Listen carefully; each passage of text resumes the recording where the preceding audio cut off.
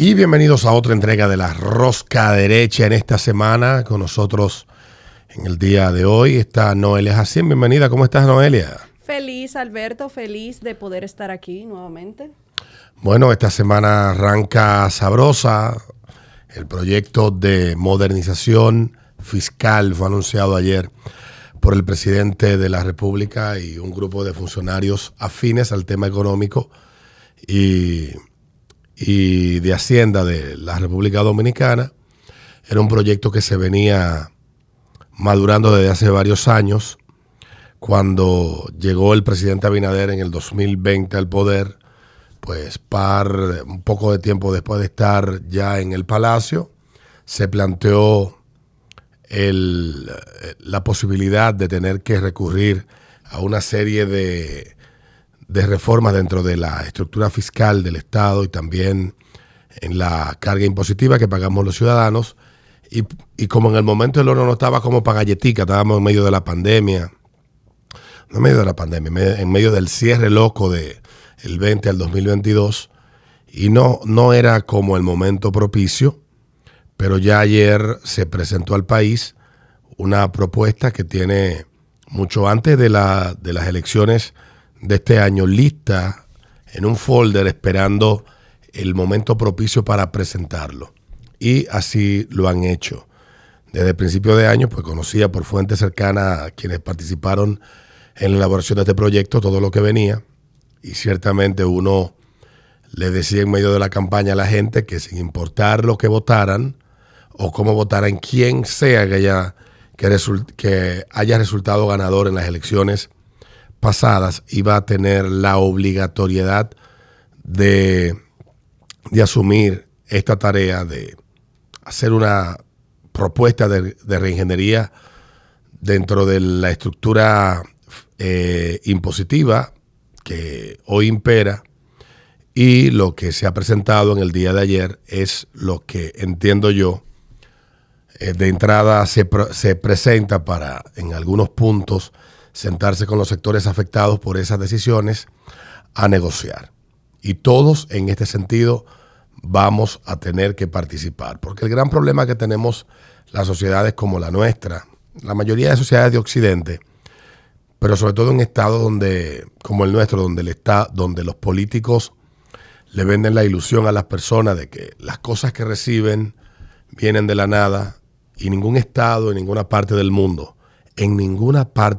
sin importar qué tanto petróleo tenga, como en el caso de Kuwait, que tiene dinero que le sobra por el petróleo que vende, y aún así estos fondos no vienen de la nada. Tienen que ser de un bien que es propiedad de todos, que se comercializa y que el Estado busca administrar y distribuir en beneficios, en subvenciones, en coberturas, como en el caso de Kuwait, de educación pública, superior, salud, también en Arabia Saudita es similar, pero no deja de ser dinero que se gasta.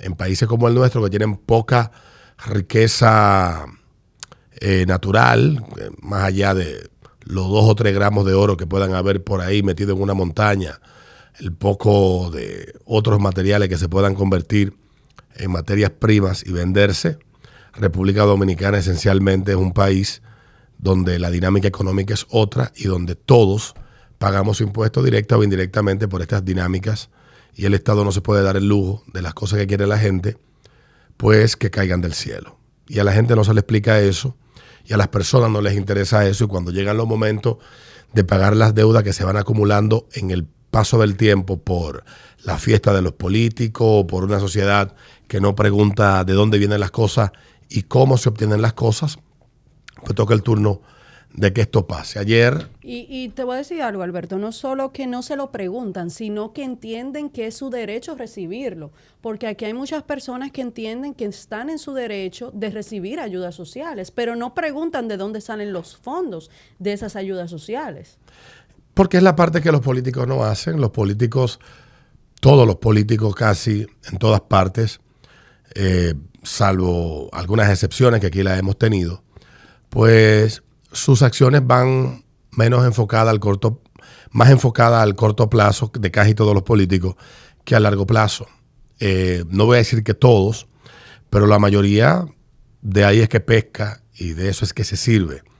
Y en el caso particular de países como el nuestro, donde la sociedad ha ido haciendo responsable al Estado de muchas cosas, pues el material y el capital político se obtiene de la ocultación o de la manipulación de cómo es la dinámica de los estados. En la medida que usted le pide al Estado que se ocupe de más cosas que deberían de ser, honestamente, responsabilidad suya, en esa medida, aunque usted no lo crea, corto, más que a corto, a mediano y a largo plazo, usted terminará igualmente haciéndose cargo de esas cosas que usted entiende que son gratis.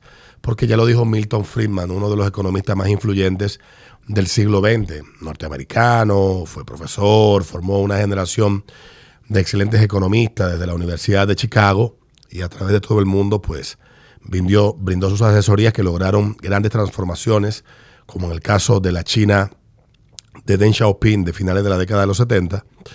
Milton Friedman decía que no existe tal cosa como un almuerzo gratis. No. Eso no existe. No existen cosas gratis. Y la gente debe de entenderlo.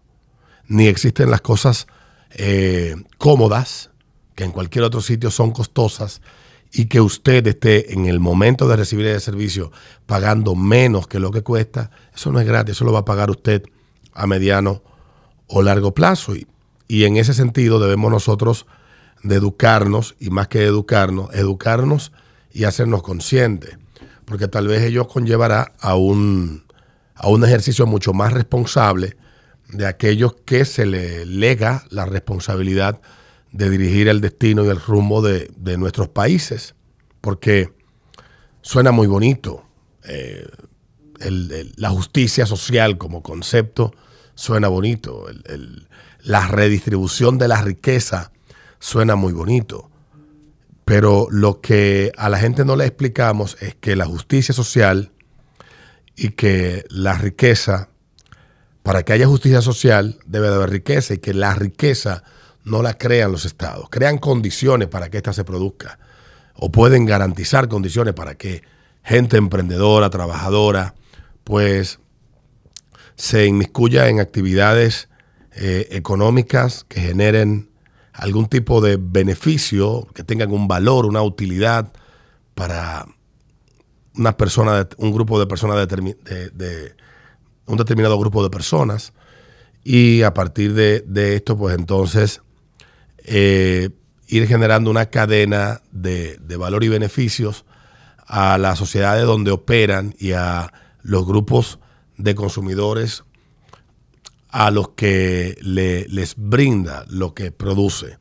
Es una cuestión que los economistas pues entienden bastante bien, lo explican. Muchas veces la gente no domina ni el lenguaje ni los conceptos de economía más básicos, y por lo tanto se hace complicado que entiendan de que la riqueza, los estados no producen riqueza. Los estados no generan cuarto, los cuartos los genera la gente. Y el Estado va y te dice, bueno, como hay una serie de cosas que están a mi cargo y hay que pagarlas, pues yo tengo que cobrarte por lo que tú haces. Como dicen, el de fair share, la justa parte que corresponda. Y las personas no entienden, la media de la gente, que los impuestos, si fueran agradables, si fueran simpáticos, se llamaran simpáticos, contribuciones agradables, se llamaran limosna, se llaman impuestos, porque el nombre lo dice claro. Es una imposición. Es una imposición, producto de las responsabilidades que los estados tienen. Así que en la medida que usted quiere carreteras más modernas, pero no quiere pagar peaje, quiere aeropuertos modernos y seguros, pero quiere que el Estado se haga cargo de ellos y no que se los rente a una empresa que se haga cargo de la rentabilidad y la operatividad de ese aeropuerto, que quiere que hayan hospitales, pero entiende que el seguro debe de hacerse cargo de todo, o el Estado, como que el médico que estudió medicina, o el laboratorio que hace el medicamento, o el fabricante que hace el lo saca de la nada. O sea, todo cuesta. Todo cuesta. Y en ese sentido, uno, por ejemplo, como el caso de lo que estamos viendo uno... Y antes de tú decirlo, diría que también es una utopía pensar lo contrario. Claro, porque la utopía, el concepto de utopía, básicamente describe un lugar que no existe. Exactamente. Y no existe ningún lugar donde las cosas que usted recibe, alguien no las esté pagando. Y que si alguien, porque es lo que hacen mucho los políticos, prometer esa utopía que nunca se va a cumplir. No se va a cumplir. Y nunca va a ser realidad. O sea, la realidad es que no importa el partido que ganara, esto venía. Y eso se puede... No podemos durar un mes y invitar 5 intelectuales de diferentes corrientes ideológicas a discutir cómo llegamos al punto en el que se encuentra hoy la sociedad de Occidente, gran parte de Occidente, donde el ciudadano pues se ha hecho dependiente hasta el tuétano del Estado. Y esa sería una discusión interesantísima y al final sería botar baba y hacernos perder el tiempo. La conclusión sería igual. La conclusión sería igual. Hay una sociedad que cada día demanda más cosas y un Estado y una clase gobernante, una clase política que ha sido hasta cierto punto irresponsable en la forma que gasta, en las cosas que da y en los beneficios que obtiene. Y en esa mezcla entre yo utilizo un lenguaje vago o una actitud irresponsable frente a lo que están gobernando y haciendo lo que al final tendré que hacer, pues entonces hay una sociedad que está totalmente disociada, desconectada de estas cuestiones. Ayer el gobierno hizo una presentación de la ley de modernización fiscal, incluye diversas medidas que implican el aumento de impuestos y la reducción o eliminación de exenciones con sus respectivos porcentajes. Por ejemplo, el impuesto sobre la renta a las personas jurídicas, el incremento de la retención sobre las ganancias de las empresas extranjeras y pago de servicio del 10 y el 15%, un aumento de un 50% habrá en esto, de un 10 a un 15%, el aumento de la retención máxima sobre premios o juegos de azar de un 25 a un 27%, el aumento de un 8%, el incremento del impuesto sobre la renta locales a las empresas de zonas francas que venden productos a nivel local de un 3.5 a un 5%, un aumento de un 43%. El impuesto sobre la renta, la introducción de un nuevo tramo del 27% para personas con ingresos anuales superiores a 2.4 millones de pesos, más de 200,000 pesos mensuales, que esto es un nuevo tramo, un 27%. Que al final se traduce a... Es un 1% de lo que pasan. Sí, es más o menos 2,000 pesos. Sí, más o menos. Serían más o menos 2,000 pesos, porque hay gente que no entiende cuando uno se lo dice en porcentajes, sí, y se quedan como en la lalandia. Esta es la propuesta, esto hay que discutirlo y cada sector irá al Congreso con su grupo de presión a encontrar un punto medio de negociación. Sí, porque mucha gente cree también que eso no, fue lo que se esta aprobó es y eso la propuesta. Es lo que va. El aumento del impuesto específico a las bebidas alcohólicas a 840 pesos por litro de alcohol absoluto, que sería 114 pesos. Una tasa ad valorem del 11%, un aumento del 16%, que serían 114 pesos exactamente. El establecimiento de un nuevo impuesto a las bebidas azucaradas, que iría de 0.6 centavos a 1 peso por cada 100 mililitros. Y creo que con una cantidad determinada de gramos de azúcar. Hay cosas La modificación del impuesto de circulación de vehículos, la placa a 6,000 pesos a vehículos hasta 5 años, un aumento del 100%, y de 3,000 a los demás de 5 años un aumento del 100%. En ese punto, el último aumento que se hizo fue hace 12 años.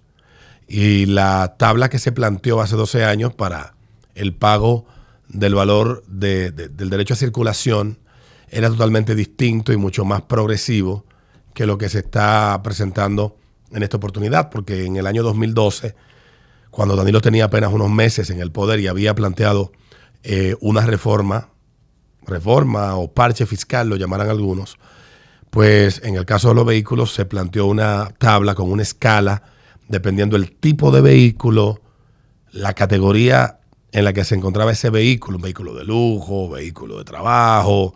Entonces, el tipo de vehículo, si era un camión, si era un carro para hacer. O sea, se hizo una tabla, creo que había 7 u 8 categorías distintas para el pago de circulación y todo el mundo puso el grito al cielo y lo que se llegó fue a lo que existe hasta el día de hoy. ¿Ibas a decir? Sí, que iba a decir que vi muchas personas comentando acerca del tema de las bebidas azucaradas, pero yo entiendo que hay cosas que son prioridad y hay cosas que no son prioridad. Una bebida azucarada es algo que tú te lo bebes porque te gusta. Exactamente. Porque es un gusto. Ahora bien. Y el razonamiento detrás de ponerle el impuesto también siempre utilizan unas excusas como de que... De salud también. Para desincentivar el consumo. La experiencia de Estados Unidos y de países que han hecho lo mismo que República Dominicana está proponiendo para el desincentivo del consumo ha sido completamente nulo. Y dicen que también para incentivar a que las empresas produzcan bebidas mucho más saludables, tampoco se ha dado. En casi ninguna parte. Hay un estudio que se hizo de Australia, Nueva Zelanda, que fueron de los primeros países donde empezó a discutirse eso. Y anda por ahí el estudio que puede servir a quienes tal vez estén de acuerdo en esto, de que se graben las bebidas azucaradas con algún tipo de impuesto por el gramo de azúcar que tengan. Y eso lo único que hace es que momentáneamente el consumo se deprima y luego después la gente sigue dándole como que no ha pasado nada. Pero donde voy es que esto es un gusto, esto no es una necesidad. Entonces hay personas que deben de entender lo que es una necesidad y lo que es un gusto, que yo creo que no lo han entendido bien, porque beberse un romo no es una necesidad, es un gusto. Beberse una soda no es una necesidad, es un gusto. Yo entiendo en ese particular, pero en el caso particular de las bebidas alcohólicas, que en cada una de las reformas o aumentos de impuestos que se han hecho en la República Dominicana, las tocan porque son de los productos de consumo masivo, que la gente le mete mano, donde son menos flexibles, no importa el precio que tengan. Las empresas que producen bebidas alcohólicas y que generan todas estas vainas que sencillamente lo que hacen es que encuentran estrategia. En el caso de República Dominicana, hace 21 años se le puso un gravamen a la cerveza que hasta el momento no existía, y ya aquí se hizo lo que se hizo en otros países, pues las empresas empezaron a producir cerveza con menos alcohol. Exacto. Y ahí llegó la reina del consumo de cerveza en el país, la cerveza light. Las empresas lo que hicieron fue todos sus esfuerzos de promoción, marketing y direccionamiento de ofertas al consumidor en ese sentido para pagar menos impuestos. Tienen monopolizado algunos restaurantes que solo te venden las lights. Uh-huh. Y todo eso se hace con esa intención. Pero fuera de ello no podemos olvidar que independientemente de que digamos, no, porque eso no es necesario, hay una cadena dentro de la dinámica económica que inicia con un producto que se procesa, se fabrica y que impacta de manera transversal muchísimas otras actividades y que no se puede menospreciar, digamos, el impacto y la necesidad que hay. Primero, en el producto nacional y en la industria nacional, para tú poder mantenerla, debes de buscar que el producto nacional no termine quedando desventaja frente al producto que se importa o al beneficio colateral que eso genera. Porque es un debate que se da muy por encima. Pero cuando tú te sientas a ver y estudiar lo que es en el caso de esto, de las bebidas alcohólicas, porque todas estas cuestiones se hacen de la noche a la mañana, pero el impacto que tiene a mediano y largo plazo luego se manifiesta. Y en el caso del aumento que experimentó en el 2020 fue totalmente el contrario. ¿Qué pasó? En vez de aumentar la recaudación entre 2020 y 2023, lo que pasó fue todo lo contrario. La gente redujo el consumo de marcas nacionales, de ron nacional, al punto tal que muchas empresas fabricantes de bebidas alcohólicas eliminaron líneas de productos que eran de bajo costo porque el margen de ganancia que estaban ya ofreciendo no le daban sentido a seguir ofreciéndolo al consumidor. Y por otro lado también incentiva dos dos vainas que joden al consumidor, que es el contrabando y las bebidas adulteradas, en el caso particular de las bebidas, porque se oye, está bien, idóneo, vamos a ponerle 300% de impuesto a las bebidas alcohólicas para que no hayan borrachos. El problema es que los borrachos van a seguir bebiendo.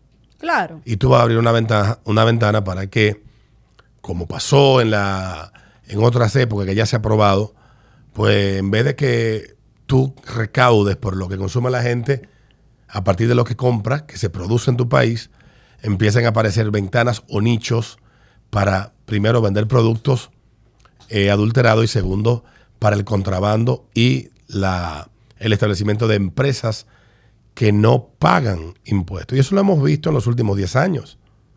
Bueno, recordemos también cuando estábamos en la trancación que hubo un sinnúmero de muertos. Bueno, llegó una semana que habían más muertos por bebidas adulteradas que por el mismo COVID. Sí. Y se daban dos boletines, el boletín del COVID y el boletín del romo adulterado. Sí, recuerdo perfectamente eso. Incluso todavía se están desmantelando laboratorios. En estos días también se desmanteló un laboratorio de Clerén. De Clerén. Entonces, es algo muy difícil, pero quizás entiendo por una parte al gobierno de no tener que ponerle impuestos a las cosas básicas y ponérsela a las cosas que son un gusto. Bueno, yo hablaron ayer de alimentos de lujo y alimentos básicos. Sí. Y es un concepto que a mí me llamó mucho la atención.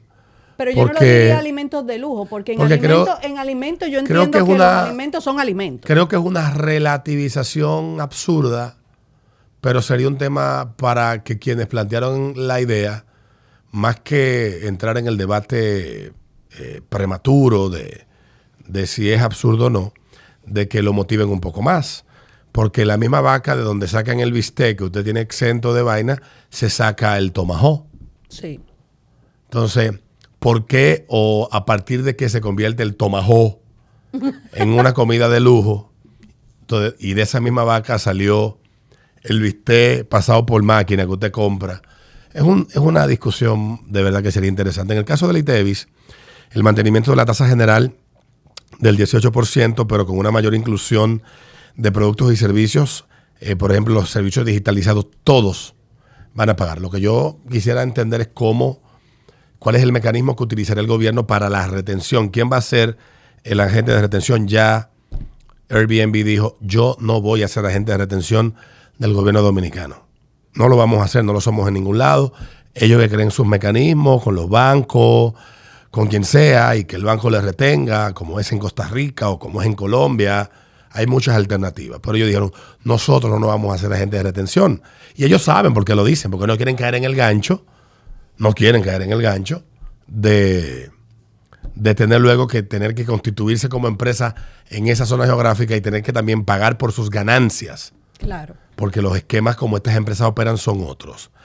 En el caso de la eliminación de la exención para los envíos de bajo valor o de $200, va a seguir exento del arancel que está establecido en el acuerdo, pero se le va a cobrar el ITEVIS a lo que compres por internet. Me imagino que en base al valor de la factura que traiga lo que tú compres. Digamos, tú compras un libro no sé, los libros no pagan impuestos, si no me equivoco. Bueno, pero tú compras un poloché de $20. Y en base a los $20, tú tienes que pagar los 18. Los 18 de ITEVIS. Sí. Tendrías. En el caso de... Recordamos que esto no ha sido aprobado. Esta es la propuesta. La derogación de exenciones en sectores específicos como el turismo, la ley 15801. Ahí se habló de un cambio de paradigma, básicamente enfocarse en los polos que están en vía de desarrollo, que están proyectados a iniciarse su proceso de explotación. La ley 10810, que es la ley de cine, y la ley de mecenazgo y cultura, la ley 340-19. Se derogará la exoneración de impuestos para fideicomisos, igualando su tratamiento a la de las personas jurídicas, aunque se mantiene el bono ITEVIS y el tratamiento del fideicomiso sucesorales y de garantías. También se eliminará la eliminación de las exenciones de ITEVIS y otros selectivos a productos anteexentos como los envíos de bajo valor, como ya dijimos. Entonces, yendo a la ley de cine, Y Gracias a en Dios, Señor. En este punto en particular, yo creo que la ley de cine fue muy positiva para el poder establecer y desarrollar una industria del cine en la República Dominicana. El que diga que no es así es un hipócrita, es un farsante, no está de acuerdo. ¿Qué pasó con la ley de cine? Bueno, la ley de cine se discutió en el gobierno de Leonel Fernández. Hubo grupos que impulsaron que esta ley se aprobara. La ley nace del interés de quienes estaban dentro de la industria. La ley, por lo tanto, se aprueba, se redacta y se aprueba teniendo unas características que beneficiaba a quienes promueven la ley. No puede ser distinto, no importa si es. Igual pasó con la ley del turismo. O sea, ¿quién la impulsa? Los sectores que estaban interesados en mayores facilidades para invertir en zonas donde le costaba, por todo lo que había que construir y todo lo que había que levantar, un ojo de la cara. Entonces, pues, evidentemente que cuando se van a sentar a discutir la ley, no van a hacer una ley que le ponga una bota en el cuello. En la ley de cine, lo que sucedió fue que fue una ley que no se hizo con plazos fatales y también con objetivos claros. Más allá de que haya una industria del cine local, y ya la hay. Y es innegable que hoy tenemos una industria del cine madura. Pero ¿qué pasó? ¿Qué pasó con el cine en República Dominicana? Mira, que la ley permitió que cualquiera se volviera productor, claro. Que cualquier persona llegara y montara un chiringuito, iba fácil inscribirse en DG Cine, acceder a los beneficios. Y aquí para nadie es un secreto que hubo un montón de gente que hizo vida y fortuna vendiendo las exenciones fiscales a empresas de que voy a hacer una película de Noelia Jacín. Llegan con el guión donde estoy. Mira, conseguí una exención de 40 millones. Dame 20. Gastaban 3 en las películas, se quedaban con 17. Los 40, la exención la recibía quien te patrocinaba o quien invertía los 20, que gastaba 3 millones, y entonces tú te quedabas con eso. Y otros esquemas también que se dan. El artículo que publicó esta semana Andy explica bastante bien muchas cosas que se desconocen respecto a cómo la ley estaba siendo aprovechada o está siendo aprovechada, porque todavía no ha sido tocada en la República Dominicana. Y entonces la ley en el 2009, 2010, que cuando se empieza a discutir y se plantea, en aquel momento no conocíamos muchas cosas más que eran necesarias conocer como sociedad respecto a lo que esto proponía. Claro, los sectores que se han beneficiado sí lo sabían y evidentemente hicieron los chivos locos y no lo asumieron como compromiso para que con el tiempo la industria pueda ser sostenible por sí misma y además provechosa en sentido general para la República Dominicana. Yo te voy a decir algo, Alberto. Es muy cómodo tú no tener que trabajar para que el cine sea provechoso y que se sustente. Porque si tú tienes un gobierno que te facilita todo, ¿para qué tú vas a trabajar? Y se ha visto porque la mayoría de cada 10 películas que se hacen en República Dominicana por productores dominicanos, una sirve. O más o menos sirve. No, que a mí en particular que la película sirva o no sirva me parece algo subjetivo. Yo lo que entiendo Claro, porque la recaudación de taquilla. Es básicamente. Si la película no es rentable, ¿mal en qué sentido? Porque ahí pudiéramos discutir. Las películas aquí más atacadas son las películas que dejan el dinero, que son las comedias. Los productores más atacados son los productores que menos dinero han necesitado del Estado para sostener sus producciones, porque sus películas han sido rentables, han dejado ganancia. O sea, han devuelto lo que se les ha facilitado. Y aquellas que la gente tilda de, no, esta película es una obra de arte. Es una mierda. Aquí se hizo una película de un personaje, de un hecho histórico, que se le dio 78 millones de pesos en exenciones. Y la película produjo 800,000 pesos en taquilla. Y por ahí andan los dueños de la película y los productores. No una, 99% de las películas de carácter histórico en este país fueron hoyos negros. Es que yo te voy a decir algo, y tú lo mencionaste, el único género que ha podido triunfar, si se puede decir así, en el cine dominicano ha sido la comedia. Y es lo que menos se hace. Más allá de ahí, claro. En el año que más comedia se hizo en el país, hicieron 8. Que fue el año que se hizo Sankey Punk y toda esa película. De casi 30 películas que se hicieron ese año. Está bien, discúlpeme la Llegó interrupción. Té de Agua, señores. Pero también, por primera vez en mucho tiempo, hay películas dominicanas en Netflix, hay películas dominicanas en Max, hay películas dominicanas en Amazon también. Sí, pero eso mira para acá. No es atacar la industria de por sí, porque vamos a hablar claro. Si aquí se empiezan a ensamblar vehículos y el inicio de ensamblaje de vehículos necesita de una serie de exenciones a quienes vengan a invertir, con la promesa de que en 15 años, o en 10 años, o en 5 años, esas exenciones, a partir de ellas y de la exportación de esos vehículos y la venta en el mercado local de esos vehículos, van a empezar a generar empleos, retorno de lo que se está dando como exención. Yo no soy economista ni nada, pero estoy sencillamente utilizando el sentido común. Pues yo no lo veo mal. No está mal. Y qué bueno que hay películas en Netflix. Sí, eso beneficia al dueño de la película. Claro, no beneficia en nada. Qué bueno al que país. están en Amazon. Y te dirán, sí, pero es una película dominicana que puede ver una gente, interesarse de venir al país. Miren, yo he visto decenas de películas sobre Medio Oriente y yo no me he sentado nunca a entrar a comprar un ticket de avión para ir para Medio Oriente. O sea, no trivialicemos la discusión al punto del absurdo. Que la industria tiene un valor y que hay una necesidad de que se siga desarrollando, sí. Pero la industria también tiene que entender que pasados 15 años de beneficios absolutos de una ley que tiene unas características que casi ninguno entendemos cómo funciona, es justo que nos sentemos a discutir los aspectos de la ley que se han convertido en distorsiones que lo que generan es, para el país, pérdida. Aquí se hizo una película de Sandra Bullock, que por ahí fue que se destapó la vaina, que a esa tipa se le dieron 1,000 no sé cuántos millones de pesos en pago de salario, y eso no pagó impuestos ni aquí ni en Estados Unidos. De aquí pasó a Isla Caimán y aquí no dejó un peso ni en Estados Unidos. Y entonces, cuando tú planteas las cosas, pues tú lo oyes, ¿no? Porque nosotros movemos la economía, nosotros movemos la economía, hacemos aquello. Está muy bien.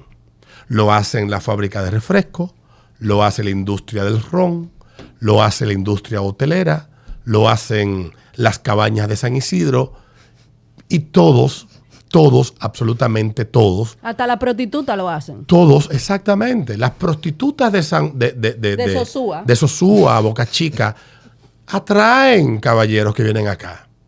Y pagan impuestos. Y generan responsabilidades fiscales. Es que ya es hora de que entiendan ustedes de que tenemos que todos pagarlo. Es que ya es una industria que tiene que valerse, si no por sí misma al 100%, pero ya empezar a hacerse cargo, si de verdad es tan buena la industria, si de verdad es tan beneficiosa, pues que lo que corresponde, lo que conlleva, pues que lo empiecen a asumir a partir de ahora. O vamos a llegar al absurdo de España. No, pero que lo demuestren. Esta es la oportunidad para todos esos productores que dicen que esa industria mueve millones y que por eso necesitan la ley de cine. Demuéstrenlo ahora. Ellos tendrán que defender su caso cuando tengan que ir al Congreso a hacer sus planteamientos. Ellos están muy angustiados. Ellos salieron a patalear. Miren, yo creo que en el punto, cuando aquí no había ley y no había ningún beneficio, aquí se empezó a hacer películas. Y muchas de ellas le fue mal y se perdió dinero. Y otras le fue bien y ganaron los productores. Cuando se hizo la película La ley es del 2010. Sí. Y a partir del 2010 es que empiezan los beneficios. Sí, pero todo lo que se hizo antes fue a pecho y espalda. Luisito Martí. Nueva York. Sumamente exitosa. Viaje de ida. Y no había ley de cine. Sí, yo entiendo el punto de ellos, pero voy a poner un ejemplo. Los que estamos en la radio, hacemos radio todos los días y no tenemos ninguna exención fiscal. Ninguna. Y compro un transmisor de todo lo cual todo el mundo. Una antena, las antenas no tienen exenciones. una computadora, un mueble para una cabina, nada de eso cuesta nada. Y ustedes dirán, no es el mismo negocio. Es un negocio. Es parte de la industria que son parte de la industria que sostiene la economía de la República Dominicana. Vámonos a la industria publicitaria. Vámonos a la televisión. Hay un montón de actividades que son conexas o cercanas a esto, a la industria del cine, que no reciben. Aquí los productores de televisión no reciben ninguna exención. Y yo he visto mucha gente del cine atacar a los medios de televisión y a los productores que reciben una colocación del gobierno. Pero, ¿tú sabes cuánto paga el gobierno? El gobierno te da un anuncio de 100,000 pesos. Tú tienes que estar al día en todas tus obligaciones con el Estado, inscribirte como proveedor.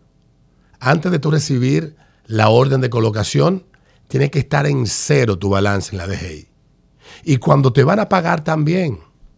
O sea, no hay forma de tú hacer negocios con el Estado Dominicano, si eres un medio de televisión, de radio o de donde sea, que tú no estés al día. Para tú cobrarle 100,000 pesos al gobierno, tú tienes que haberle pagado de esos 100,000 pesos al gobierno lo que ellos dicen que tú le debes de impuestos. Y ustedes, su esquema no es así. Su esquema no es ese. Pero es otro muy diferente. Entonces, si vamos aquí a dar exenciones, beneficios, deben de haber compromisos y plazos para, primero, que esos beneficios que se están dando reflejen, más allá de que hoy la industria del cine es una realidad, y qué bueno. A mí me sorprendió Pero mucho. tenemos que ponernos metas, objetivos y mostrar resultados, más allá de que hicimos 20 películas, de las cuales 19 en promedio no recaudaron 600,000 pesos. Bueno, y en promedio nos costaron 70. Señores, dame un momento, no, excúsame, que se me va la idea. Yo diría que le diéramos un chin más de tiempo a la ley de cine. ¿Qué? Porque, espérate. ¿Tú viste el cuadro de Andy? ¿Tú viste la gráfica que presentó Andy? La ley de cine no cuajó hasta 5 años después. Entonces, si hace 10 años que empezó la ley de cine a funcionar, ningún negocio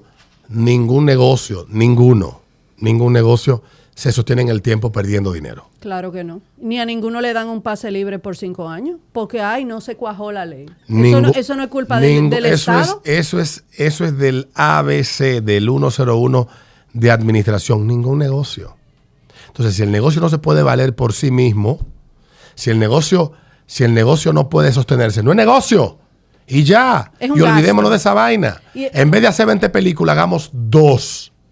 No, y otra cosa que me sorprendió mucho es que el Estado tiene que asumir el 44 pesos de las taquillas de esas películas. O sea, no es solamente el tema de que se le da el financiamiento, sino que aparte de eso, el Estado se encarga de 44 pesos, de cubrir 44 pesos por taquilla. Yo no veo. Ahí se plantearon un montón de esquemas. Lo que yo os invito a los productores locales es que cambien los ejemplos que ustedes están utilizando y busquen los ejemplos donde estas leyes existen, donde se dan. Este es el ejemplo del estado de Georgia o el estado de Pensilvania, el estado de Nueva York, el estado de California. Hay un montón de estados en Estados Unidos que tienen una serie de incentivos, exenciones, etcétera, para que en sus principales ciudades y sus estados se lleven a cabo producciones cinematográficas. No utilicen España, de ejemplo. Entonces, ¿tú estarías de acuerdo? No utilicen Argentina. No utilicen a Colombia. Porque es muy lindo decir, España hizo 20 películas, 20 obras maestras del cine, ganó el arte. Ajá. ¿Y cuántas fueron rentables en el año de las 20 obras maestras? El cine es negocio. No, y que el cine es negocio. Y hasta los pintores que pintan en la calle El Conde por su arte buscan obtener un beneficio. Claro. Cuando compran el pincel, la tela y la madera y el burro donde pintan el cuadro o te hacen el retrato, ellos calculan el margen que van a ganarse de ese tiempo de pintarte a ti. Y sigue siendo arte. ¿Dónde están los pintores que no se ganan un peso por la pintura que ellos hacen? Comiendo mierda. Entonces, que exijan los pintores también las mismas exenciones y los mismos incentivos para que el maldito arte sobreviva. Y los escultores. Y los escultores, y los merengueros también. Yo creo que hasta la salonera. Y los bachateros. Hasta la salonera. O sea, todo el mundo, todo el que hace arte, que busque en los el Estado. maquillistas. Sí, porque hay que preservar la actividad artística. Y sí, qué bien. Ese no es el argumento. Y tengo amigos actores, participé en una película en el 2016, tengo amigos productores, tengo amigos que le dan servicio a las productoras. Trabajé con una empresa propietaria de cadenas de cines en el país. Yo conozco parte del esquema desde adentro. Pero no puede ser ese el argumento solamente de que es parte de la industria. Sí, tú tienes que decirle a la gente, al ciudadano que mañana, que tiene una casa de 5 millones, 25,320 pesos, que va a tener, o de 75,320 pesos, que va a tener que pagar un IPI del 1% por el excedente del valor de ese inmueble a partir del momento en que se apruebe esa propuesta. Tú tienes que decirle a él, que tenía una casa de bajo costo hasta el momento de la propuesta, te vas a tener que decirle por qué él tiene que pagar por esos 75,000 pesos impuestos sobre el valor de esa propiedad, el excedente del valor de esa propiedad, y tú no tienes que asumir un sacrificio. Preguntarle al médico, a los profesionales liberales, todos, que van a tener que pagar un 15% de impuestos sobre la renta o de los servicios que facturen, la salonera que le factura a una empresa con su número de cédula como RNC y que le retienen un 10 y un 18, ahora va a ser un 15, tú vas a tener que convencer a esa jeva de que por qué ella sí tiene que pagar por sus facturas y por qué tú no. Pero lo que corresponde. Porque yo creo que eso le aplica no solamente al cine, le aplica a la industria hotelera y le aplica a todas las actividades que están viendo modificada la estructura impositiva que le llega, porque aquí todo el mundo está pagando y en cierta medida o no paga. Y muchos dirán, bueno, porque el salario que yo recibo paga impuestos sobre la renta, paga ITEVI o paga X, o yo pago por los servicios que yo recibo. Todos pagamos eso. ¿Cómo? Sin exenciones.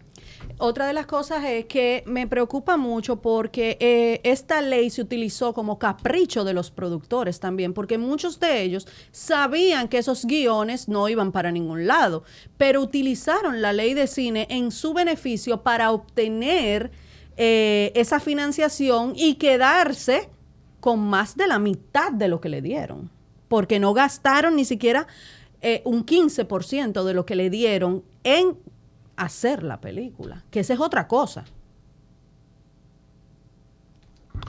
Yo honestamente, y esto no es ensañarnos, lo que pasa es que los que han estado más activos respecto a esto, digo lo mismo del cine que lo que digo del ron y que lo que digo de los refrescos.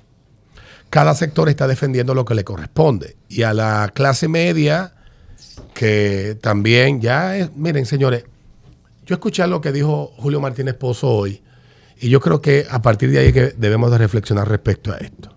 Comenzando por la frase de que no existe un almuerzo gratuito, como dijo Milton Friedman. Ciertamente, esto no viene de ahora. Los políticos, por sus intereses electoreros y partidistas, han ido postergando el ir resolviendo cosas. Pero ¿qué pasa? Que en economía y en contabilidad, no importa el razonamiento que usted utilice, las facturas que tú vas poniendo abajo, llega un día que hay que pagarlas. No importa. Y con intereses. No importa. Es que cuando tú gastas, oigan bien, es que cuando los países gastan más de lo que les ingresa, tiene que de alguna manera resolverse el déficit. Y hay dos cosas que tenemos nosotros que empezar a pedirle a quienes nos gobiernan.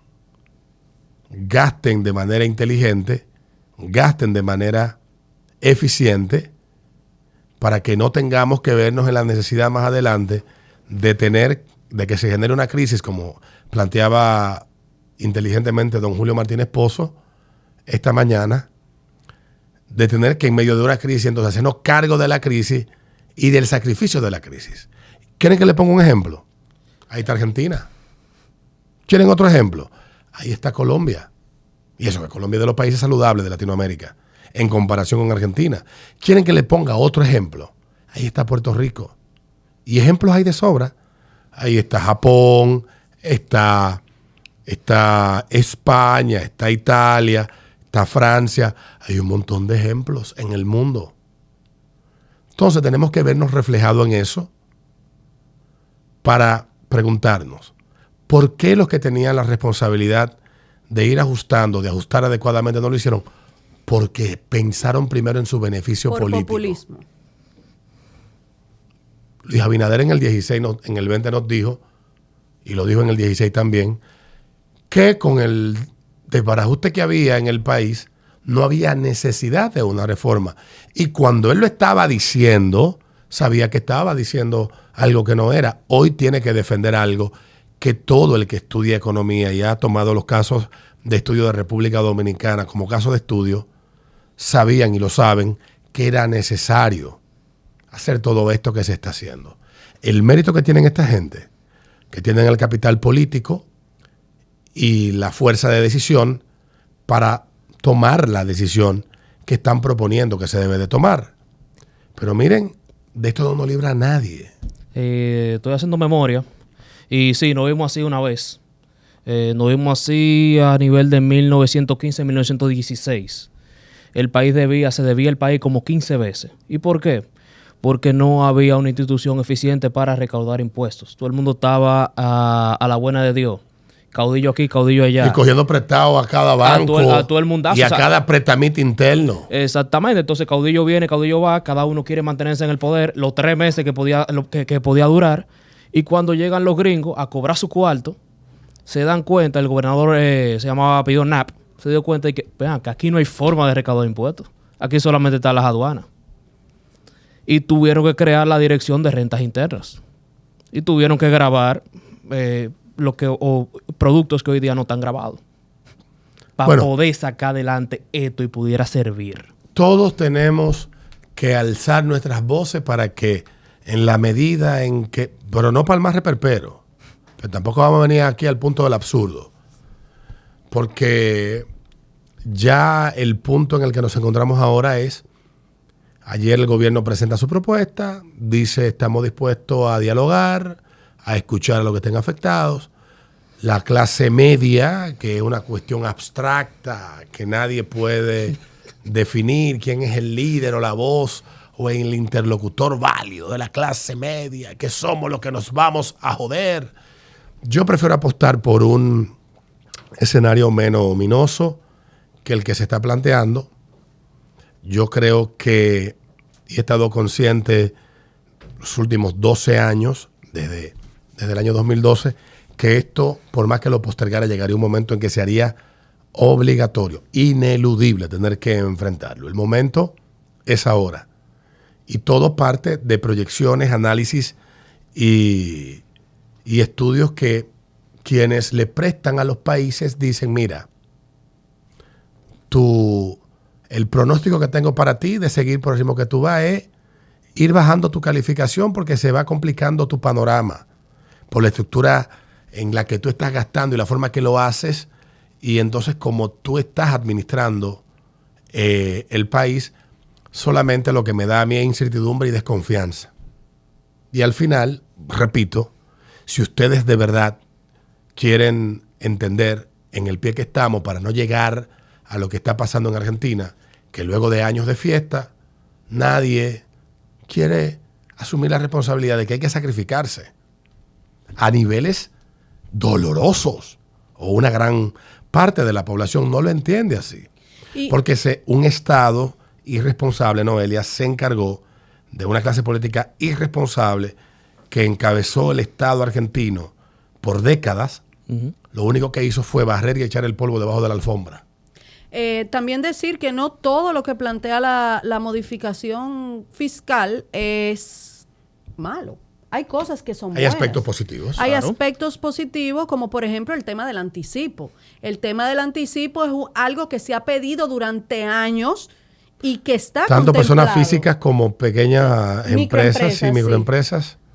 quedarán exentas. Claro, entonces hay aspectos positivos. Ahora falta de que esa propuesta se discuta. No todo lo que está ahí se va a aprobar. Y cada sector, como tú bien dijiste, va a ir y va a decir sus razones. Con su letanía, su Claro, vaina. Y llegarán a un punto medio o a un consenso. Algunas cosas se van a eliminar, algunas otras se van a volver a modificar y pues esperemos que lo que está bien se deje así, como es el tema del anticipo. Bueno, lo cierto es que yo veía el otro día a un periodista que ha escrito varios libros y uno de sus libros se llama El fin del poder. Lo invito a que se den por ahí el señor Oppenheimer y se lo lean. Porque así pueden entender muchas cosas, pero lo que plantea Oppenheimer es, en una reflexión que él dice, ¿por qué Asia, por qué otras regiones del mundo crecen en unas proporciones altísimas? Asia este 2024 está proyectado que crezca un 6% su economía y en América Latina solo un 0.6%. Los casos como República Dominicana son excepcionales. República Dominicana, Panamá, etcétera, son excepcionales. La mayoría de los países latinoamericanos estamos imbuidos en una obsesión de la historia. Mientras estos países ven hacia el futuro, la mayoría de Latinoamérica está atragantada con hechos históricos que no les permiten avanzar. Que pidan perdón y vaina. Y esas tonterías. Alberto, te tengo una pregunta, discúlpame. ¿Quién sacó más oro? ¿El Reino de España o Canadá? Bueno, el cálculo que se ha hecho es que desde el día que se instaló la primera, desde el día que el primer indígena le entregó oro al primer colonizador que llegó a estos predios, colonizador, conquistador, visitante extranjero, hijo de su maldita madre, como usted lo llame, hasta el día que los países se independizaron, desde el día que los países se independizaron hasta la fecha, estamos hablando en un plazo más corto, nuestros países han sacado más oro después de que nos independizamos y se le ha sacado más oro que todo el que se pudo haber sacado en esos periodos por varias razones. El tipo de minería que existía, claro, el tipo de minería que en esa época era posible y los medios para poder transportar todas esas variables. Usted la tiene que estudiar. Déjense de guiarse por la leyenda negra de los holandeses, de los ingleses, de toda esa historia absurda, porque si hay alguien que de verdad es quilmado a América Latina, lo tenemos de vecino ahí. Los dos países que más le han sacado a América Latina, nosotros vamos y le hacemos fila y les rogamos para que nos den el permiso de entrar a sus territorios. Y nos tratan como ciudadanos de tercera y cuarta categoría. Entonces es bueno que nosotros tengamos los ojos y los pies en el presente. Evidentemente, lo de Claudia Sheinbaum en México es la estrategia de una persona que sabe que utilizando el resentimiento, el odio y la división para distraer la atención de la masa y utilizando el populismo como herramienta, el lenguaje y las estrategias populistas son muy efectivas. Y en sociedades poco instruidas más aún. Y nos distraen de los temas que nos afectan. El problema de México no es que le pidan perdón los españoles. No va a cambiar absolutamente nada. No se va a resolver ningún problema. México es hoy México gracias a España. Eso no lo va a cambiar nadie. Los aztecas no iban a generar el país que hoy es México, a pesar de todas las vicisitudes que hoy vive, que eso que hoy es México es producto de la irresponsabilidad del liderazgo que heredó ese país después de que se independizó. Entonces México, el pueblo mexicano, se deja distraer por una presidenta incompetente que demuestra incompetencia en cada palabra que dice, en cada acción. Tú te pones a estudiar a la tipa y tú dices, México se jodió. Y el mexicano, el problema que tiene es que antes de ayer, apareció el alcalde de una ciudad, de un estado importante y muy violento, Guerrero, Chilpancingo se llama la ciudad capital de ese estado, apareció en una furgoneta Volkswagen blanca, él adentro arropado con una sábana sin cabeza y la cabeza del lado así en el techo, y tenía 6 días en el cargo.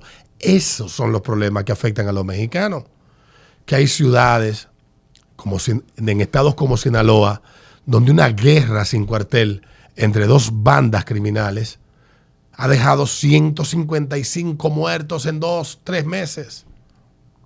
Que el año pasado, al cerrar el periodo de Andrés Manuel López Obrador, México cerró con 50,000 desaparecidos ese sexenio y 198,000 asesinatos, de los cuales más del 90% no han sido solucionados. Un país donde tú vas a un hospital y no hay insumos médicos en los hospitales de los estados y las ciudades más pobres. Esos son los problemas de los mexicanos.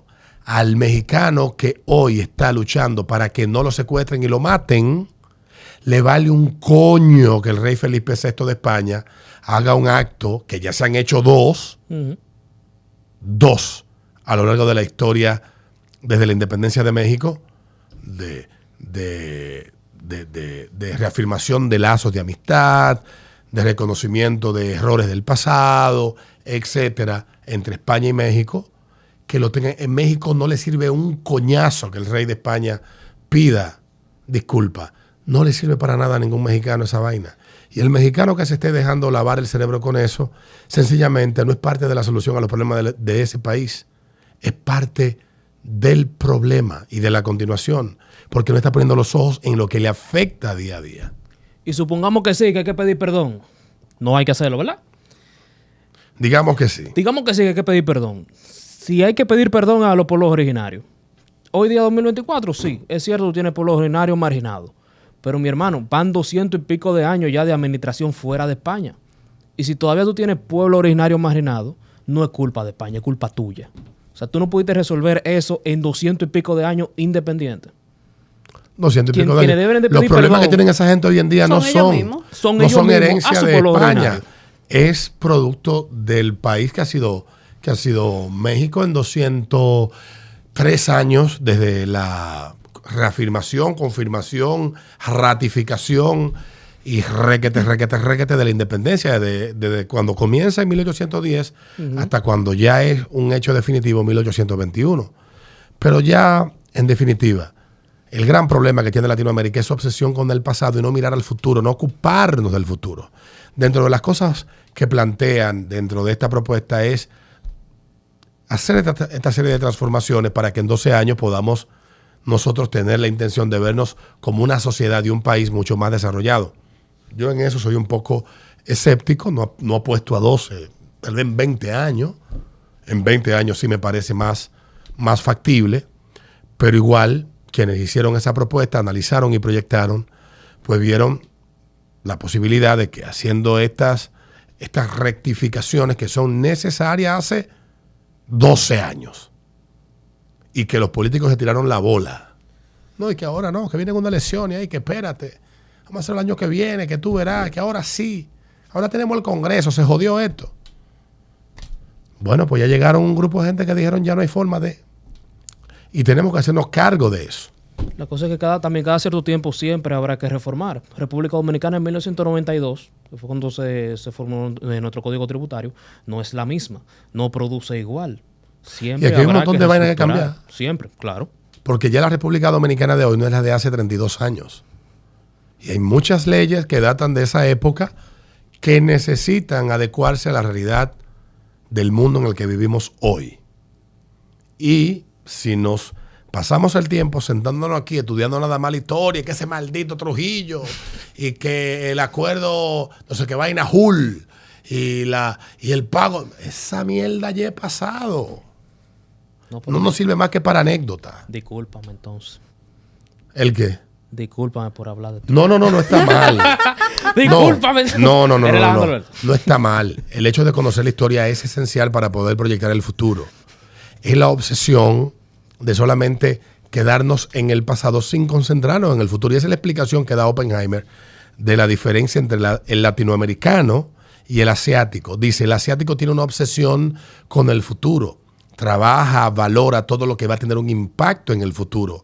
Se enfoca en el futuro. Y pone de ejemplo a Singapur. Pone la comparativa entre la moneda latinoamericana, que en promedio siempre es una vaina del pasado, o en el caso de Singapur, que su moneda de $2 Singapur, lo que tiene es al estudiante, a las universidades y la palabra futuro como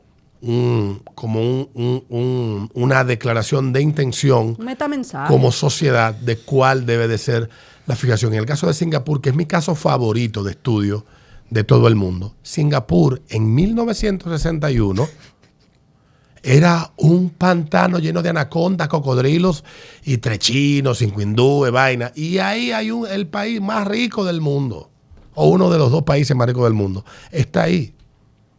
Y el mundo y los países como el nuestro deberíamos de concentrarnos en estudiar. Claro, en Singapur también hay una vaina, un sistema de gobierno que tampoco es que yo lo defienda mucho, Sí, pero a para tú Singapur- gobernar 65 culturas diferentes que viven ahí y ponerlos de acuerdo y tenerlos conviviendo en paz, hay que buscar un método. Pero también yo creo que yo creo. Ahora, eso sí ellos quieren, pero yo creo que ya podría Singapur abrazar la libertad política, aunque sea un ching. Ellos te dirán, lo que han soltado demasiada libertad lo han perdido todo. No queremos arriesgar tanto. No, ellos no me van a decir mucho. Ellos van a coger y me van a decir, ellos van a encontrar un cuadro de Lee Kuan Yew y me van a decir, mira, Lee Kuan cállese Yew, la boca. durísimo. Me van a decir, cállese la boca. Yo soy fanático de Lee Kuan Yew. El tipo. Y uno que es de pensamiento liberal, pero hay que reconocer que las cosas con... Claro, él tenía... Tú sabes que todas las decisiones que él tenía, las entrevistas de él son interesantes porque a cada crítica él tenía una explicación muy pragmática. Y ese es tal vez el caso que nos falta a nosotros. Un excesivo idealismo, una utopía abrumante, un deseo utópico irrealizable. Bueno, utópico es un lugar, la utopía es un lugar que no existe. Y esa persecución de esa utopía siempre nos lleva a la distopía. Por ejemplo, el caso de Venezuela, o el caso de Cuba, o en lo que se ha convertido Nicaragua. Esa búsqueda de lo absurdo, de lo irrealizable, de lo que no existe, hace que nos distraigamos tanto en las tonterías que al final terminamos vuelto una mierda. Más de Y lo en que el estábamos caso, antes. en el caso de Lee Kuan Yew, le preguntan ¿por qué tiene que haber pena de muerte para el que trafica con droga? Él dice, porque el efecto que tiene la droga en una familia es devastador, no solamente para el que la consume, sino para toda la familia. Y el que daña una familia a partir de un solo miembro no merece seguir vivo. Y usted podrá discutir con Lee Kuan Yew eso, no sé si está vivo, vaya y discútalo con él en el cementerio. Pero ahí están las entrevistas, cada una de las medidas, tan absurdas como las leyes que prohíben o que castigan severamente hasta masticar chicle en Singapur. Y hasta eso tiene un porqué. Claro, eso de todo, el chicle afea, ensucia y destruye. Y eso nos costó cuarto a todos. Hubo que limpiar eso, se gastó mucho dinero. Cuando se evaluó, mira, el tanto por ciento del sucio era Es de de chicle. chicle. Era de verdad. Chequea. Prohibido el chicle. Prohibir el chicle, Prohibido el el que chicle. mastique el chicle lo tiene en la calle, preso. No, y ellos te avisan en el aeropuerto, mira, a nosotros no importa que usted meta droga, pero aquí no puede entrar. Amablemente le pedimos que lo tire. Déjela ahí. Déjela ahí, por favor, porque si usted la entra... Si le cruza damos de esa puerta para allá y aparece ahí, usted va preso y a coger unos latigazos. preso. Mata Y ahí. uno pudiera decir, bueno, pero es que no parece gente. Sí, es que no existe una fórmula perfecta. No la existe. No, y que yo te voy a decir algo, mientras más los países dejan a los ciudadanos hacer y deshacer, más destruyen el país. Y sobre todo sociedades como esta, que el régimen de consecuencia es casi nulo. Y es Y donde tanto nos autodestructiva cuesta también. a todos, sí. El puente Duarte lo remodelaron lo reestructuraron hace 20 años casi, 2005, 2004, 2005. El puente Duarte se lo comieron la gente que miaba en las... El arco, los arcos que lo sostienen, Sí, sí, Ajá, ajá, en las vigas. cosas. eso se erosionó, la corrosión que destruyó eso no fue de que la cercanía al mar, fue lo miado de la gente. Ay, padre. Cuando lo remodelaron, entonces le crearon un revestimiento con unas campanas que, si bien es cierto, la gente no se ha dejado de miar en el puente, ya lo miao no chorrean con En las vigas. en las vigas, y por lo tanto esa Erosión ya no sucede. bueno, ya será el mar que se encargará entonces ya de manera definitiva de sí erosionarlo. Pero lo hará en un plazo de tiempo mucho más largo que lo que pasó entre el 55 y el 2005, que son 50 años. 50 años, cuando se hizo esa primera, una de dos, esa fue la primera a profundidad, y la segunda se hizo hace un tiempecito que le hicieron en este gobierno. Pero ciertamente las obras cuestan, y si los ciudadanos no las cuidamos, pues nos costarán el doble. Nos costará hacerlas y nos costará en un mediano y corto plazo tener que repararlas. Así que para que no tengamos que estar en estas discusiones semanal, para que no estemos en esta discusión semanal, vamos a cuidar lo que nos cuesta dinero a todos. Nos vemos en una próxima entrega, chicos. Hasta la próxima. Chau. Bye.